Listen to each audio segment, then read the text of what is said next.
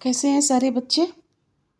तो पिछले क्लास में मैंने आपको पढ़ाया था कि इससे पहले जो आपके जितने भी फैक्टर हैं, मैंने आपको न्यूरोट्रांसमीटर के बारे में भी बताया हुआ है, अगर आपको याद है तो। कोई एक न्यूरोट्रांसमीटर का नाम ज़रूर बताइएगा आप लोग आपके कमेंट सेक्शन में, ठीक है? इससे पता चलता है ना कि बच्चों आप लोग पढ़ रहे हो, वरना ऐसा लगता है कि अ, पढ़ने का नाम नहीं ले रहे हो बस ऐसे, ठीक है? एक न्यूरोट्रांसमीटर का नाम बताइए हमको और उससे होने वाले जो डिसऑर्डर हैं, उसको जो कम करता है या उसके कारण जो होता है उसका नाम बताइए। जैसे कि कोई भी आपका मेंटल डिसऑर्डर, ठीक है? चलिए अब आगे बढ़ेंगे हम लोग। तो आगे अब हम लोग पढ़ाने वाले थे क्या कि प्रमुख मनोवैज्ञानिक विकार, ठीक है? अब हम लोग यहाँ से शुरू करते हैं अपना। देखिए, एक है दुश्चिंता विकार, इसी को कहा जाता है एग्जाइटी इशू इंग्लिश में, ठीक है? तो एग्जाइटी डिसऑर्डर, ठीक है बच्चों। चलिए, अब ये क्या कह रहा है इसमें पढ़ेंगे हम लोग, मिटा देते हैं।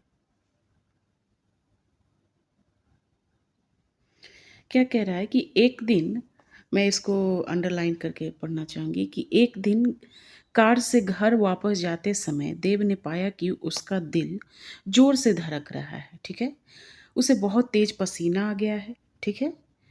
सांस भी फूलने लगी है। उसे इतना भय लगा कि उसने कार रोक दी और बाहर आ गया। ठीक है बच्चों, थोड़ा ध्यान से सुनिएगा, ठीक है? अगले कुछ महीनों में इस तरह का दौरा इतना बढ़ गया है कि वो कार चलाने में हिचकिचाने लगा है। इस भय से कि दौरे के दौरान कहीं यहाँ यातायात में फंस न जाए।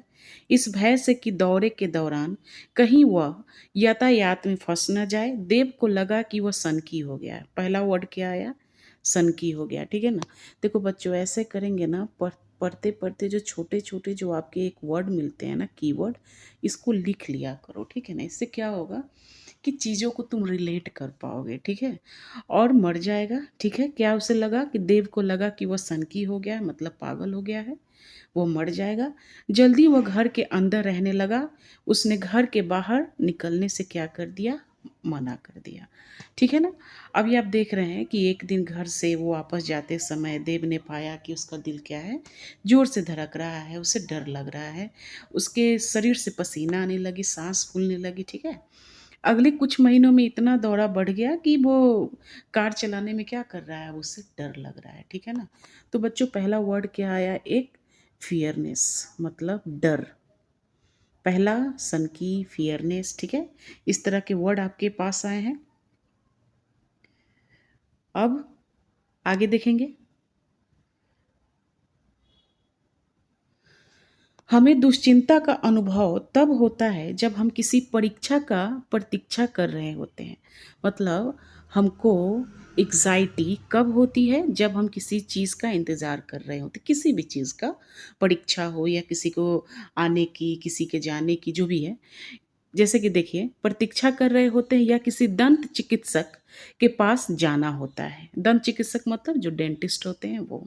या कोई एकल प्रदर्शन प्रस्तुत करना होता है, मतलब आपके स्कूल में अगर असाइनमेंट है और मैंने एक काम एक बच्चे को दे दिया, उसको कल आकर क्या करना है? रिप्रेजेंट करना है, ठीक है?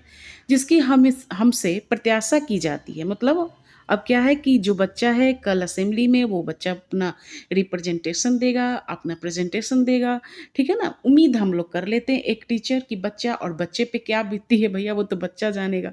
यहाँ तक कि हमें अपना कार्य अच्छी तरह से करने की अभिप्रेरणा भी मिलती है। बिल्कुल सही बात है। कोई कहता है ना कि बहुत प्रेशर है, प्रेशर में लोग काम नहीं किया। लेकिन पता है एक चीज़ हम आपको बता दें कि अगर लाइफ में प्रेशर और मोटिवेशन अगर आपके अंदर नहीं है, तो आपसे कुछ काम नहीं होगा, याद रखना, ठीक है?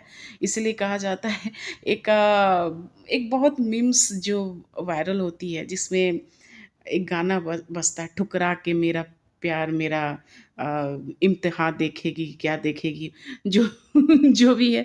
तो क्या है कि वो लड़की दिल तोड़ के उसकी चली जाती है, तो क्या है कि अब उसको मोटिवेशन, मतलब कि उस लड़की को हमको दिखाना है कि तुमने जो ठुकराया है, तुमने किसको ठुकराया है। तो वो मोटिवेशन लेकर वो आईएएस की तैयारी करने लगता है, ठीक है ना? तो उस मोटिवेशन के दौरान उस पे प्रेशर भी आया होगा, है ना? तो अगर कोई कहता है कि नहीं प्रेशर मत दो, अगर उस पे नहीं आया था, तो वो कैसे आईएएस बनता, ठीक है ना? तो ये फ़िल्मी बातें हैं, लेकिन आप उसको रिलेट करके चलेंगे तो ज़्यादा बेहतर होगा। इसके विपरीत जब उच्च स्तरीय मतलब हाई लेवल का, ठीक है ना? उच्च स्तरीय मतलब क्या हो जाएगा आपका बच्चों? हाई लेवल का, ठीक है? दुश्चिंता को कष्टप्रद होती है तथा हमारे सामान्य क्रियाकलापों में बाधा पहुँचाती है। तब यह मनोवैज्ञानिक विकारों की एक सामान्य श्रेणी दुश्चिंता विकार की उपस्थिति का संकेत होता है, ठीक है ना? देखो डर हर सभी को लगता है, ठीक है ना? लेकिन उस डर से आपके जो रेगुलर काम है, जो आपका रोज़ का काम भी अगर आपको असर करने लगता है बच्चों, तो वो कहीं न कहीं आपकी एक मनोदशा शुरू हो जाती है, मतलब आपको एंग्ज़ायटी इश्यू का आप क्या हो जाते हैं? शिकार हो जाते हैं, ठीक है? चलिए फिर आगे बढ़ेंगे। अब क्या है? देखिए, प्रत्येक व्यक्ति को आकुलता और भय होती है, बिल्कुल, सभी को होता है बच्चों, हमें, तुम्हें, सभी को होता है। सामान्यतः दुश्चिंता, जो पहला एक वर्ड आया आपका दुश्चिंता, भय और आशंका की विस्तृत, अस्पष्ट, अप्रीतकर, अप्रीतकर भावना मतलब ये होती है बच्चों जो चीज़ आपको पसंद नहीं है, ठीक है ना? के रूप में परिभाषित किया जाता है। दुश्चिंतित व्यक्ति में निम्न लक्षणों का सम्मिलित रूप रहता है। देखो, अब ये जो पहला है लक्षण, एग्ज़ाम में पूछेगा कि एंग्ज़ायटी डिसऑर्डर के क्या-क्या सिम्पटम होते हैं, मतलब दुश्चिंता विकार के लक्षण क्या-क्या होंगे। बस तो आँख बंद करके नहीं बच्चों, आँख खोलकर लिखेंगे। दुश्चिंता व्यक्ति के निम्न लक्षण इस प्रकार हैं। पहला, एग्ज़ाम का एक पहला रूल होता है कि एग्ज़ाम में हमेशा पॉइंट देकर लिखिए, ठीक है ना? राम कहानी लिखने की ज़रूरत नहीं है। ऐसा कहानी यहाँ पे हम लिख सकते हैं कि दुश्चिंता व्यक्ति के निम्न लक्षण इस प्रकार हैं। पहला पॉइंट, हृदय गति का तेज़ होना, ठीक है? हृदय गति का तेज़ होना, जैसा मैंने आपको एग्ज़ाम्पल बता रही हूँ, साँसों की कमी होना मतलब दम फूलने लगना, दस्त होना, दस्त होना, भूख न लगना, बेहोशी, घूमनी या चक्कर आना, पसीना आना, निद्रा की कमी, बार-बार आपको जो क्या है आपके पेशाब का एहसास हो रहा है, ठीक है ना? देखो हिंदी फ़िल्मों में हम लोग क्या देखते थे कि कभी-कभी क्या होता है कि सामने अगर कोई आ जाता है, जैसे गुंडा हो, मवाली हो, जो भी हो, ठीक है ना? तो बच्चे उसमें क्या होते हैं ना कि जो लोग सामने वाला क्या हो जाता था बच्चों? बेहोश हो जाता था, है ना? कि किसी को देखकर बेहोश हो जाना। तो वो क्या है ना कि आपकी जो एंग्ज़ायटी इश्यू है ना, जो आपका डर है, वो हाई लेवल तक का पहुँच गया है बच्चों, इतना हाई लेवल तक का पहुँच गया है कि तुम अब उससे बदल नहीं पा रहे हो। मतलब एकदम तुम अब क्या है ना डर रहे हो, ठीक है? एकदम ज़्यादा डरना मतलब वही आपके क्या हो जाएँगे जो आपके हाथ कँपकँपाना, आपको कहीं न कहीं बात बात जब करोगे ना तो आपको स्टैमरिंग होगी। स्टैमरिंग मतलब थोड़ा-सा बलबला देना, जैसे कि वो कुछ बात का अस्पष्ट करके जवाब देना, ठीक है ना? तो इस तरह से आपके एंग्ज़ायटी इश्यू के क्या हो गए? आपके लक्षण हो गए, ठीक है?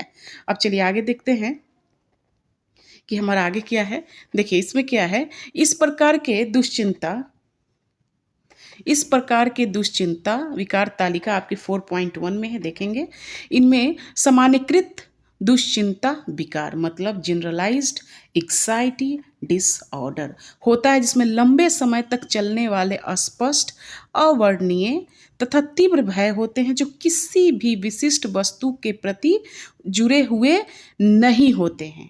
क्या मतलब है बेटा कि जब भी आपकी जनरलाइज्ड एंग्जाइटी डिसऑर्डर अगर लंबे समय तक होती है, मान लीजिए इसमें लंबे समय तक चलने वाले, देखो ठीक से ध्यान से पढ़ेंगे। दुश्चिंता विकार मतलब सामान्यीकृत दुश्चिंता विकार होता है जिसमें लंबे समय तक चलने वाले अस्पष्ट, अवर्णनीय तथा तीव्र भय होते हैं।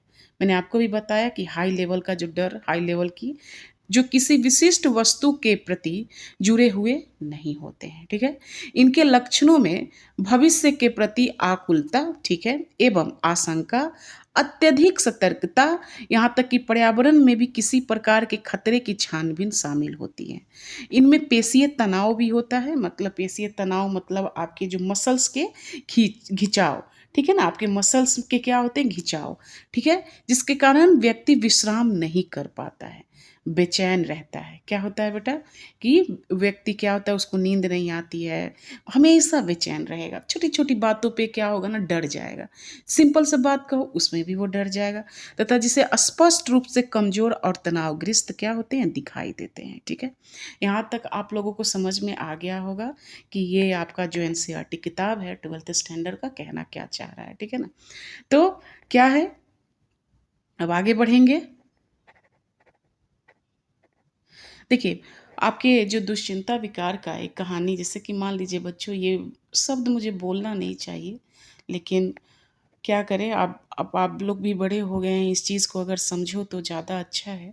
जैसे कि अभी एक कहानी कह रही हूँ, अभी एक रियल, वो कहते हैं ना कि जो कल्पना जो होती है, जो असलियत होती है, वो कल्पना से भी परे होती है। वही बात एक पता चल रहा है कि एक 13 साल की जो एक छोटी मासूम सी गुड़िया बच्ची, वो किसी ये रिक्शा वाला को कही कि मेरे घर छोड़ दो, वो रिक्शा वाला उसे एक होटल में बेच दिया। वो 5 दिन तक न जाने कितने आदमी आए, तो बच्ची का जो एक जिस तरह से उसके साथ दुष्कर्म हुआ, तो आप एक बताओ, जैसे कि अगर उस लड़की को एक लड़की रिलेट करके सोच रही है, तो भयभीत हो जाएगी ना बच्चों। और वही भयभीत जो आपको एक लंबे समय तक अगर हो रहा है, जैसे कि एक माँ के नाते मुझे भी डर लगने लगा कि मेरी बेटी गई है बाहर, वो ठीक है कि नहीं। तो ये सब अगर बच्चों मान लीजिए एक दिन की अगर वो डर है तो ठीक है, लेकिन वो डर लंबे समय तक आपको चल रहा है, हल्का सा आहट भी हो रही है, तो कहीं ना कहीं तुम डर रहे हो, और वो चीज़ तुम्हारी क्या हो जाती है बच्चों, वही है तुम्हारी एग्जाइटी डिसऑर्डर, मतलब दुश्चिंता विकार। ठीक है, अब आगे बढ़ेंगे हम लोग।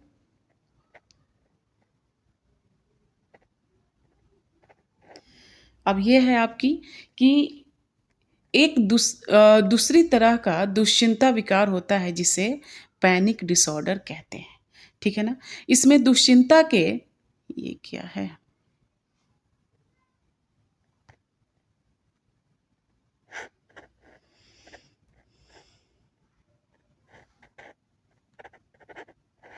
चलिए हट गया, चलिए अब है, ये एक दूसरी तरह का दुश्चिंता विकार होता है जिसे पैनिक डिसऑर्डर कहते हैं। पैनिक डिसऑर्डर, ठीक है, नाम से ही पैनिक लग रहा है, पैनिक मतलब, आगे पढ़ते हैं। इसमें दुश्चिंता के कई दौरे लगातार पड़ते हैं और व्यक्ति तीव्र त्रास या दहशत का अनुभव करता है। ठीक है ना, आतंक आक्रमण का तात्पर्य कि जब कभी किसी विशेष उद्दीपक, अब ये मत कहना साइकोलॉजी के बच्चे कि हम मैम उद्दीपक क्या है, उद्दीपक सबको पता है, से संबंधित विचार उत्पन्न हो, तो अचानक तीव्र दुश्चिंता अपनी उच्चतम सीमा पर पहुंच जाती है। ठीक है ना, इस तरह के विचार अकल्पित तरह से उत्पन्न होते हैं। इसके नैदानिक लक्षणों में, नैदानिक मतलब क्लिनिकल सिम्पटम, सांस की कमी, घुमनी, कपकपी, दिल धड़कना, दम घुटना, जी मचलाना, छाती में दर्द या बेचैनी, सनकी होने का भय, नियंत्रण खोना या मरने का एहसास शामिल होता है। ठीक है, अब चलें आगे। आप किसी ऐसे व्यक्ति से अवश्य मिले होंगे या सुने होंगे कि जिसने एक छिपकली के भय से कमरे में घुसने से मना कर दिया हो। सभी को, हमको लगता है कि मोस्टली जो लोग होते हैं वो छिपकली से डरते हैं। ठीक है ना, तो क्या कह रहा है, जिसने किसी इमारत की 10वीं मंजिल पर सीढ़ी से चलने या लिफ्ट के चलने के लिए मना कर दिया हो। मतलब एक व्यक्ति वो होता है जो छिपकली के भय से कमरे में घुसने से मना कर दिया हो, जिसने किसी इमारत में 10वीं मंजिल पर सीढ़ी से जाने या लिफ्ट के चलने के लिए मना कर दिया हो। ठीक है, आपने स्वयं महसूस किया हो कि या अपने मित्र को देखा हो जो एक अच्छी तरह से याद किए हुए भाषण को श्रोताओं के समक्ष नहीं बोल पाते हैं। ठीक है ना, दिन रात आप पढ़ के आते हो, भाषण तैयार करके आते हो कि हमको 15 अगस्त या 26 जनवरी हमें बोलना है, लेकिन कहीं ना कहीं बहुत सारे बच्चे टीचर्स को देखकर आपको थोड़े से डर लगने लगता है, अरे कहीं गलती ना हो जाए तो मुझे क्या लोग कहेगा। ठीक है ना, तो ये भी सब आपका क्या है ना, वो एग्जाइटी इशू है, डर है। ठीक है, एक अच्छी तरह से काम किए इस तरह के भय को फोबिया कहते हैं। क्या कहते हैं? फोबिया कहते हैं। ठीक है, जिन लोगों को दुर्भीति, मतलब फोबिया को इंग्लिश हिंदी में दुर्भीति कहते हैं, उन्हें किसी विशिष्ट वस्तु चलो ध्यान से सुनो, फोबिया इसके लक्षण देखो या उसके क्या कहते हैं फोबिया को, इसके बारे में जानो। ठीक है, उन्हें किसी विशिष्ट वस्तु, मतलब किसी खास वस्तु, लोग या स्थितियों के प्रति अविवेकशील, अविवेकी या अतर्क भय होता है। अविवेकी या अतर्क मतलब अविवेकी मतलब जिसमें लॉजिक नहीं है। क्या नहीं है? लॉजिक नहीं है। और अतर्क भय मतलब तुम भय तो कर रहे हो लेकिन उस भय का कोई तर्क ही नहीं है। ठीक है ना, मुझे डर लग रहा है, पर किस बात का डर लग रहा है भाई? सब लोग तो तुम्हारे सामने, फिर भी तुम्हें डर किस बात का है? ठीक है ना, तो ये भी एक दुर्भीति बहुधा धीरे धीरे या सामान्यकृत दुश्चिंता विकार से ही उत्पन्न होती है। देखो, किसी भी चीज़ को ना रिलेट करके पढ़िए बच्चों। पहले हमने पढ़ा एग्जाइटी इशू, एग्जाइटी इशू से ही निकलता है आपका फोबिया। समझ में आ रही है? ठीक है ना। अब एग्जाइटी इशू में हमने क्या कहा कि हमें भी किसी चीज़ से, एग्ज़ाम से डर लगता है, हमें ये डर लगता है। तो देखो, जनरलाइज्ड मतलब दुश्चिंता विकार में बहुत से प्रकार आपके आ जाएंगे। ठीक है ना, बहुत से लक्षण आ जाएंगे। ठीक, लेकिन फोबिया में अंतर क्या है बच्चों कि किसी खास चीज़ से तुम डर रहे हो। अब अंतर ये दोनों में तुमको अगर अंतर कहे करने को कि फोबिया में और आपके जो दुश्चिंता विकार में अंतर स्पष्ट कीजिए। अगर एक ही अंतर लिखने को कहे तो क्या कहिएगा? ये कहिएगा कि दुश्चिंता विकार में जो आपकी एग्जाइटी इशू है, इसमें बहुत तरह के आपके भय शामिल होते होंगे। इसमें बहुत से लक्षण हैं इसके और बहुत से इसके विकार भी हैं। ठीक है ना, लेकिन फोबिया किसी विशिष्ट वस्तु को देख के ही उसकी अविवेकी तर्क उसमें क्या होता है, शामिल होता है। लेकिन एग्जाइटी इशू में जो आपके दुश्चिंता विकार हैं, उसमें आपका क्या होगा कि कुछ कुछ चीज़ें आपकी तर्कपूर्ण भी होती है, विवेकशील भी होता है। ठीक है ना, हमें कार चलाने में डर लग रही है, क्यों डर लग रही है? हो सकता है उसके पीछे कोई घटना उसमें शामिल हो सकता है उसे कार से एक्सीडेंट हुआ हो, उसे तब उसको जाके कार में चलाने से डर लग रही है। तो जाहिर सी बात, ये विवेकी हुआ कि नहीं हुआ? उसे लॉजिक है ना इस बातों में। तो ये आपका हो जाएगा एग्जाइटी डिसऑर्डर में। लेकिन फोबिया में ये चीज़ नहीं हो सकता। फोबिया में डर है उसे, अब वो डर इलॉजिकल भी है। वो जो जीवन में कभी कार भी नहीं बैठा है या कभी बैठा भी है, फिर भी उसे किसी चीज़ को बैठने में डर लग रहा है, कार में हो या कहीं भी। तो ये बताओ, ये तर्कपूर्ण है क्या? नहीं ना। तो जो तर्कपूर्ण नहीं है, आपके बच्चे किस में आ जाएंगे? फोबिया में आ जाएंगे। ठीक है, अब देखेंगे ये क्या है। अ, इस प्रकार के फोबिया जिन लोगों में, अब देखेंगे यहाँ से, दुर्भीति के मतलब फोबिया के 3 प्रकार माना गया। एक विशिष्ट दुर्भीति, सामाजिक दुर्भीति और आपका विवृति। देखो, इतना ये सब हिंदी पढ़ने में नहीं, एनसीईआरटी इंग्लिश भी गजब लिखता है और हिंदी भी गजब लिखता है भैया। स्पेसिफिक फोबिया पढ़िएगा, सोशल फोबिया पढ़िएगा, और ये विवृति भीति क्या बोलते हैं, इसको थोड़ा हम आगे देखते हैं कि क्या है ये। ठीक है, चलिए अब आगे। स्पेसिफिक फोबिया में क्या है कि यह सामान्य घटित होने वाली जो फोबिया होती हैं, इसमें अविवेकी या अतर्क भय, जैसे विशिष्ट प्रकार के जानवर के प्रति भय होना। ठीक है, किससे? अब तुम बताओ, विशिष्ट प्रकार के जानवर, एक चीज़ बताओ, सभी को सांप से डर लगता है कि नहीं? मुझे कोई ऐसा बता सकता है कि कोई भी ऐसा मनुष्य है धरती पर जिसको सांप से डर नहीं लगता है?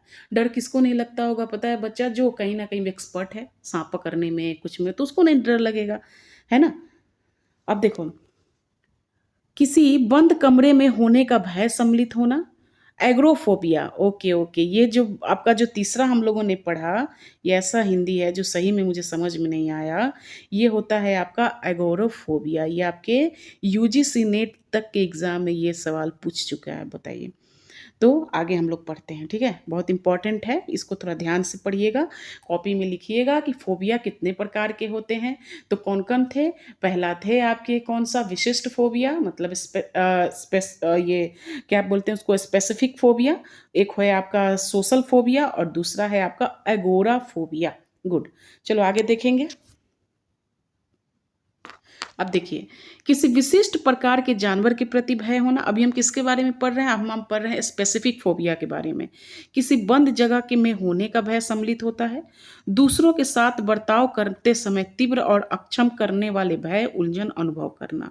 ठीक है ना? ये आपके क्या हो गए हैं? ये आपके, अच्छा, ये आपके सामाजिक फोबिया मतलब सोशल फोबिया के लक्षण है। ठीक है? विशिष्ट फोबिया में पहले एक बार हम थोड़ा सा और गौर करते हैं इस पे। देखिए, विशिष्ट फोबिया सामान्यतः घटित होने वाली दुर्भीति होती है जिसमें अविवेकी एवं अतर्क भय। ठीक है? अब इसके आगे जैसे कि एग्जाम्पल में आपका एक विशिष्ट प्रकार का जानवर या आप किसी बंद कमरे में, ठीक है, यहाँ तक ये सब आप, ये हो गया आपका स्पेसिफिक फोबिया में। ठीक है? अब यहाँ से हम लोग पढ़ेंगे, ये है आपका दूसरों के साथ बर्ताव करते समय तीव्र और अक्षम करने वाले भय तथा उलझन अनुभव करना, ये आपकी सोशल फोबिया हो गई। ठीक है? अब एगोरा फोबिया देखिए क्या है। शब्द उस समय प्रयुक्त किया जाता है जब लोग अपरिचित मतलब अननोन स्थितियों में प्रवेश करने के भय से ग्रसित हो जाते हैं। कोई बड़ी बात नहीं है। अगर आप कभी लिफ्ट में नहीं चलो और हम आपको लिफ्ट में कहें चलने को, तो कैसा लगेगा? डर तो लगेगा ही। इससे ग्रसित अधिकांश लोग अपने घर से निकलने में भी घबराते हैं। ओहो! इसलिए जीवन की सामान्य गतिविधियों का निर्वहन करने की उनकी योग्यता भी अत्यधिक क्या होती है? सीमित होती है। ठीक है? तो बच्चे, यहाँ आपका ये आपका हो गया स्पेसिफिक फोबिया। स्पेसिफिक फोबिया ये हो गया आपका इतना दूर, यहाँ से ये हो गया आपका सोशल फोबिया और ये हो गया आपका एगोराफोबिया, यहाँ से लेकर आपका अगोराफोबिया। ठीक है? तो एक बात बताओ, फोबिया में किसी भी तरह का अब कोई डर भय लगेगा? मुझे बताइए ज़रा। मुझे नहीं लगता है कि डर लगना चाहिए आपको। ठीक है ना? चलिए आगे देखेंगे हम लोग। आपने कभी किसी चीज़ को छूने पर बार बार हाथ धोया है? ये आपका, अब आ गए हम लोग ओसीडी में। ठीक है? ये OCD is a very common. चलिए देखते हैं क्या है। अभी आपने किसी को किसी चीज़ को छूने पर बार बार हाथ धोते देखा है, या सिक्कों को धोते हुए देखा है, या फर्श पर, सड़क पर केवल आकृतियों के बीच चलते हुए लोग देखा है? ये लोग आपके क्या हो जाते हैं? ये हो जाते हैं मनोग्रस्ती बाध्यता विकास, मतलब ऑब्सेसिव कंपल्सिव डिसऑर्डर। नाम आप लोगों ने सुना होगा पर जानते नहीं होंगे। ठीक है ना? ये क्या कह रहा है? ऑब्सेसिव कंपल्सिव डिसऑर्डर, ठीक है, से पीड़ित होते हैं। वे कुछ विशिष्ट विचारों में अपनी ध्यान मग्नता को नियंत्रित करने में असमर्थ होते हैं। अपने बार बार कोई विशेष क्रिया करने से रोक नहीं पाते हैं, यहाँ तक कि उनकी सामान्य गतिविधियों में भी बाधा पहुंचाते हैं। किसी विशेष विचार या विषय पर चिंतन रोक पाने की असमर्थता ही मनोग्रस्ती व्यवहार क्या कहलाती है। ठीक है?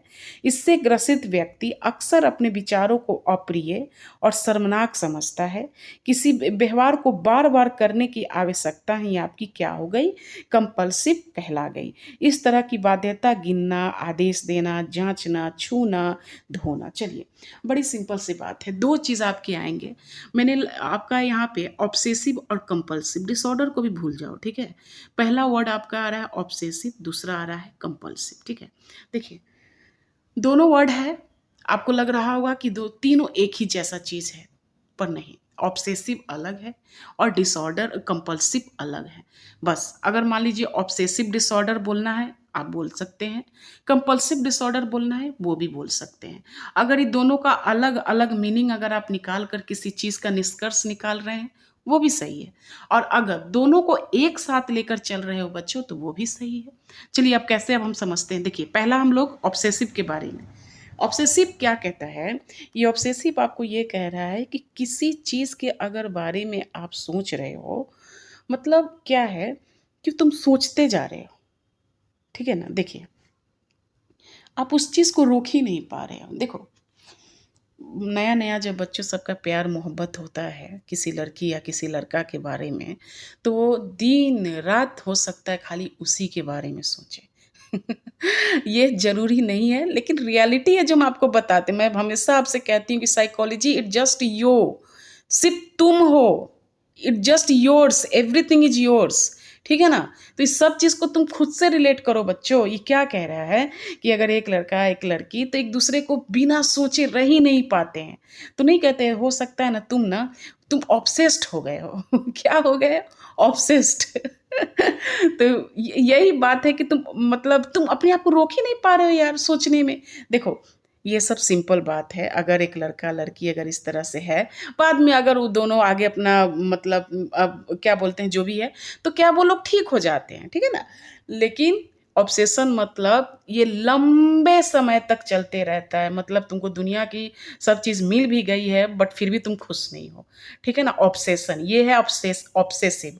अब हम पढ़ते हैं कंपल्सिव। कंपल्सरी क्या होती है कि आप किसी चीज़ को करने की बाध्यता है, मतलब तुम करे जा रहे हो भैया, इसका कोई लिमिट ही नहीं है।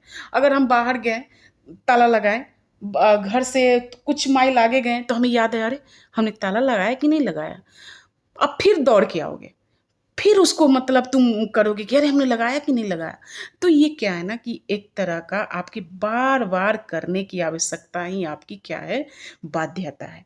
ठीक है बच्चों, अब तुम बताओ मुझे ऑब्सेसिव और कंपल्सिव में किसी भी तरह का अगर कोई प्रॉब्लम है तो बताइए? नहीं है? चलिए आगे बढ़ते हैं।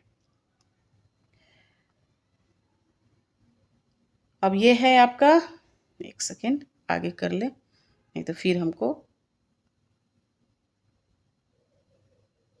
अब क्या है, अक्सर कई लोग जो किसी प्राकृतिक विपदा मतलब सुनामी में फँस चुके हों, प्राकृतिक विपदा में बहुत कुछ है, भूकंप है, सुनामी है, बिजली का कड़कना है, तो बहुत सी चीज़ें हैं। किसी आतंकवादी बम विस्फोट के शिकार हो चुके हैं या किसी गंभीर दुर्घटना या युद्ध की स्थितियों को अनुभव कर चुके हैं, वे आपको अभिघातज उत्तर दबाव इतना पढ़ने की ज़रूरत नहीं है, इंग्लिश में पढ़ो। पोस्ट ट्रॉमेटिक स्ट्रेस डिसऑर्डर क्या है? पोस्ट ट्रॉमेटिक स्ट्रेस डिसऑर्डर का अनुभव करते हैं। उत्तर अभिघातज दबाव विकार के लक्षण कई प्रकार के होते हैं, लेकिन उनमें बार बार किसी स्वप्न का आना, ठीक है, अतीतावलोकन, एकाग्रता में कमी और सांवेगिक शून्यता। अब ये बात ये हो गई कि कोई भी अगर आप दुर्घटना से अवगत हैं, तो कहीं न कहीं वो आपके दिमाग पर बहुत भयंकर असर किया है, ठीक है ना? सोते-जागते आपको वो चीज़ आपको बार-बार आ रही है, जिसमें नहीं कहते हैं कि मैंने एक नाइटमेयर है, वो चीज़ जैसे कि 26/11 कांड अगर किसी वहाँ से सर्वाइव किया है वो इंसान, तो उससे ग्रसित व्यक्ति क्या है कि दिन-रात उसके सपने आते होंगे, वो परेशान होता होगा, अचानक रात में उठ जाता है। जैसे कि पिछले ही साल एक घटना हुई थी बच्चों, जून का ही समय है। उसमें ये जो आपके लंदन जा रही थी गुजरात से जो आपके एयर इंडिया, तो वो जो क्रैश हो गई मतलब सुनते हैं सिर्फ़ 24 या 25 सेकंड में, तो उसमें से एक व्यक्ति जो बचा था, ठीक है बच्चों? तो वो व्यक्ति बच तो गया लेकिन वो आज तक अभी ट्रॉमा में गुज़र रहा है, पता है तुम्हें? आज भी वो उस चीज़ का डर है उस इंसान को। वो उसकी स्थिति जो है उस व्यक्ति की सही नहीं है। उसे वो ट्रॉमा आती है, ठीक है ना? वो मतलब बहुत सा डिप्रेशन की क्या-क्या, क्या-क्या वो अपने मतलब उसके हवाले से जो किसी प्रकार की इंटरव्यू आती है जो मैं आपको बताती हूँ। तो किसी भयंकर चीज़ों के होने के बाद जो ट्रॉमा जिस चीज़ से आप गुज़रे हैं वो ट्रॉमा आपको बार-बार आपके दैनिक जीवन में भी आपको परेशान कर रही है बच्चों, तो वो होता है आपका पोस्ट ट्रॉमेटिक स्ट्रेस डिसऑर्डर, ठीक है? यहाँ तक किसी को प्रॉब्लम नहीं होनी चाहिए, ठीक है? और हाँ, ये जो है आपका पॉइंट ये इसको हमेशा पढ़ना। ये आपकी छोटे-छोटे जो दिए जाते हैं, जो जिसमें हमने अभी सामान्यीकृत पढ़ा है, दीर्घ अस्पष्ट होती है, अवर्णीय होती है, तीव्र भय होता है, जिसका संबंध किसी वस्तु से नहीं होता है, तथा जिसमें अति सतर्कता या पेशीय तनाव हमेशा याद रखिएगा, ये आपके एंग्ज़ायटी इश्यू से रिलेटेड है। आतंक विकार, जो आतंक का आक्रमण होता है, जैसे साँस फूलना, चक्कर आना, ठीक है? नियंत्रण खो देना। आपको फ़ोबिया मैंने बहुत अच्छे से समझाया है। मनोग्रस्ती बाध्यता विकार बहुत अच्छे से समझाया है और आपको पोस्ट ट्रॉमेटिक स्ट्रेस डिसऑर्डर भी मैंने आपको बताया है। ठीक है? अब इस तरह से क्या करेंगे, अगली क्लास में हम लोग ये वाला जो आपका काय रूप विकार है, हम लोग इसको शुरू करेंगे। ठीक है ना? तब तक आपके जितने भी पीछे वाली वीडियो है बच्चों, उसको क्या करो, जब स्क्रीन पे जाना ना तो इसको ज़ूम कर लेना। ज़ूम करोगे तो तुमको स्पष्ट रूप से सब दिखाई दे देगा।